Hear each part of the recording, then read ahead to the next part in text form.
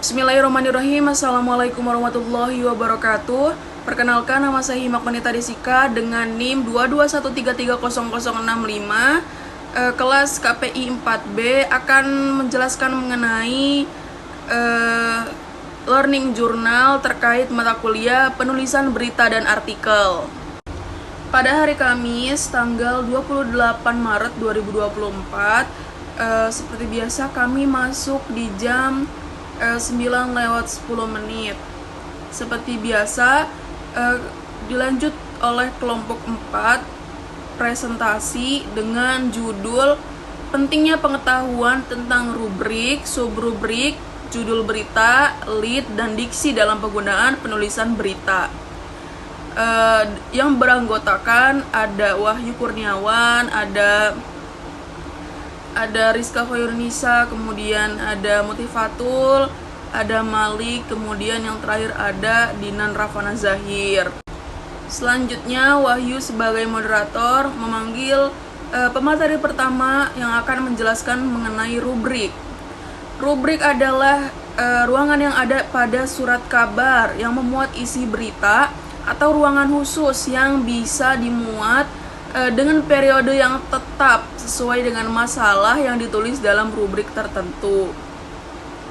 Syarat atau kriteria rubrik yaitu yang pertama harus memiliki pangsa pasar yang jelas, karena isi dan tampilan rubrik akan disajikan pada pembaca sesuai sasarannya. Kayak misalnya yang di atas tuh Radar Banten, itu namanya rubrik.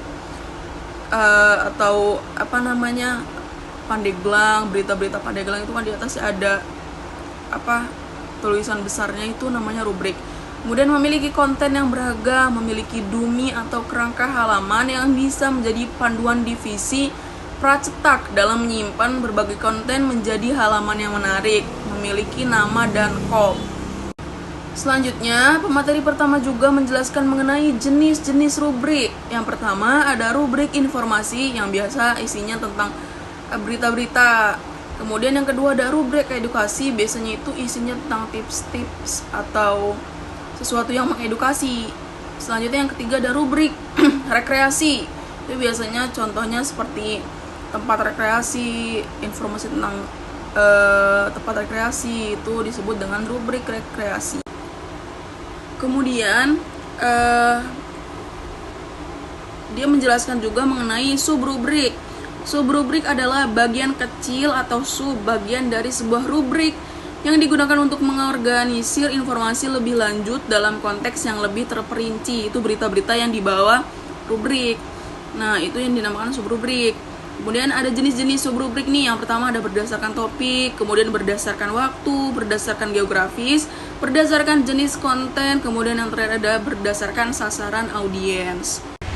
Kemudian selanjutnya dilanjut oleh pemateri kedua yang akan menjelaskan mengenai pemilihan judul berita. Sebelum memilih judul berita, kita harus menentukan arah fokus beritanya terlebih dahulu. Kita harus mengetahui apakah berita tersebut berisi peristiwa penting atau informasi terbaru atau analisis mendalam dalam hasil penelitian.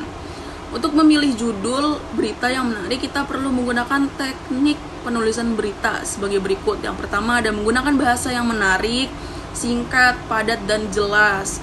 Kemudian yang kedua ada menarik dan relevan. Kemudian dia melanjutkan juga menjelaskan mengenai dalam memilih judul berita kita harus memperhatikan aspek search engine optimizing (SEO), yaitu yang pertama ada kata kunci. Mempertimbangkan kata kunci yang sering dicari terkait topik berita dapat meningkatkan visibilitas di mesin pencarian. Yang kedua ada objektif. Pastikan judul berita tetap objektif dan tidak bersifat sensasional. Kemudian yang ketiga ada testing, dilakukan dengan mengajukan beberapa judul berbeda untuk melihat mana yang paling efektif dalam menarik pembaca. Kemudian adapun syarat dalam menentukan judul berita. Yang pertama itu ada provokatif, kemudian singkat dan padat, relevan, representatif, fungsional, bahasa baku atau formal, spesifik. Selanjutnya ada pemilihan lead berita. Jadi pemilihan lead berita atau teras berita merupakan suatu hal yang harus diperhatikan dalam penerbitan. Lead berita yang menarik minat halayak untuk terus membaca berita. Yang menarik minat halayak untuk terus membaca berita. Kemudian ada jenis-jenis lead dalam berita nih. Yang pertama ada lead ringkasan, yang kedua lead bercerita, lead deskriptif, lead kutipan. Yang kelima ada lead bertanya, kemudian yang terakhir ada lead menggoda. Selanjutnya pemateri keempat akan menjelaskan mengenai pemilihan diksi. Pengertian diksi meliputi kata-kata apa yang digunakan untuk menyampaikan gagasan, bagaimana pembentuk kelompok kata yang tepat atau menggunakan ungkapan yang tepat, dan gaya yang paling baik digunakan dalam situasi yang terjadi.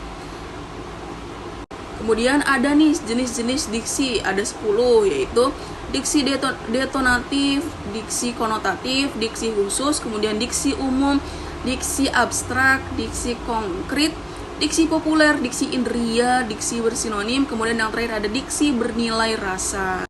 Kemudian selanjutnya pemateri terakhir akan menjelaskan mengenai hambatan-hambatan yang dihadapi dalam penggunaan diksi. Yang pertama ada kurangnya motivasi menulis, yang kedua kurangnya konsentrasi, pengaruh kebiasaan siswa yang tidak bisa membaca, yang terakhir ada minimnya kosakata yang dimiliki. Selanjutnya yang terakhir ada upaya yang bisa dilakukan untuk mengatasi hambatan yang dihadapi dalam penggunaan diksi. Yang pertama ada penguatan motivasi menulis, yang kedua ada penanaman kebiasaan membaca, yang ketiga ada menciptakan suasana yang kondusif. Kemudian setelah itu moderator mempersilahkan para teman-teman kelas untuk bertanya. Kemudian ada Mardiah yang bertanya mengenai rubrik. Kemudian ada Rizka Putri yang kemudian yang terakhir ada. Kemudian selanjutnya setelah pemateri menjawab pertanyaan para penanya, dilanjut dengan Pak Adi menambahkan, lalu seperti biasa kita foto bersama, lalu kelas dibubarkan. Baiklah, cukup sekian dari saya. Wassalamualaikum warahmatullahi wabarakatuh.